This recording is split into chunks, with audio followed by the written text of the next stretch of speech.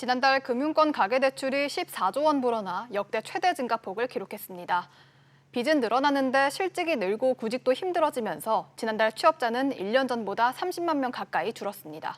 빚은 늘었는데 빚 갚아야 되는 소득이 줄었으니 이러다가 빚을 못 갚는 분들 많아지는 것 아니냐 하는 우려가 큰데요.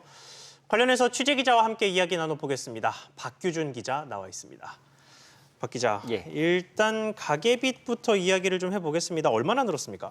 네, 지난달 은행과 보험사 등 전체 금융권 가계대출을 보면요, 전달보다 8월 달은 14조 원 증가했습니다. 6월과 7월 보시는 것처럼 6월과 7월 증가폭은 전달 대비 8조 원에서 9조 원 정도 늘었는데 이것과 비교하면 지난달에는 2배 가까이 증가폭이 컸던 겁니다. 특히 은행권 가계대출이 큰 폭의 증가세를 보였는데요. 은행권은 8월 한 달 동안 11조 7천억 원 늘어서 통계를 작성한 2004년 이후 가장 큰 폭으로 늘었습니다. 네, 이게 갚을 여력만 있다면 다행인 건데 고용 지표는 악화되고 있죠. 그렇습니다. 통계청에 따르면요, 지난달 취업자 수는 1년 전보다 27만 명 넘게 27만 명 4천 명 줄어들었습니다. 올 3월부터 해서 6개월 연속 전년 대비 취업자가 줄고 있는 건데요.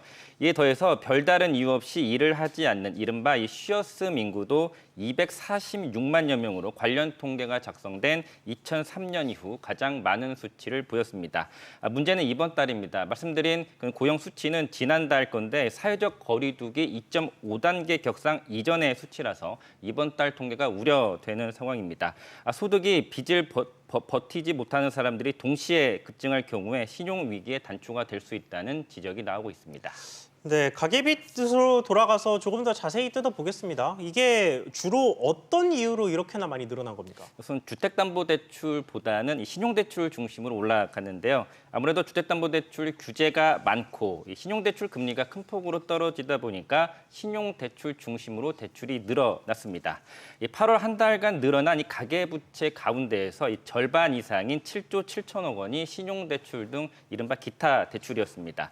코로나19 타격으로 생계자금 수요가 늘었고요. 또 주식과 부동산 등 이른바 자산 시장에서 이른바 빚내서 투자하는 이런 비투 열풍이 늘었기 때문입니다. 특히 최근 공모주 청약 열풍을 일으킨 SK바이오팜이나 카카오 게임즈 등의 신용대출을 일으켜서 투자한 것도 신용대출 증가에 영향을 준 것으로 보입니다. 네, 주식 투자 말씀하셨는데 이런 가운데 카카오 게임즈가 드디어 오늘 상장을 하죠. 네, 오늘 오전 9시에 개장 시작하면서 본격적으로 거래를 하게 되는데요.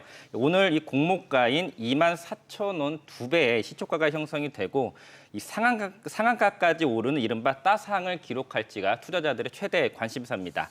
만약 이 시초가가 공모가 2배인 48,000원에 형성되고 여기에서 이 상한가 가격 제한폭인 30%를 감안하면 오늘 주가는 최대 62,400원까지 치솟을 수가 있는데요. 말씀드린 대로 공모가가 24,000원이니까 상장 하루 만에 주당 4만 원의 차익을 얻을 수 있는 겁니다.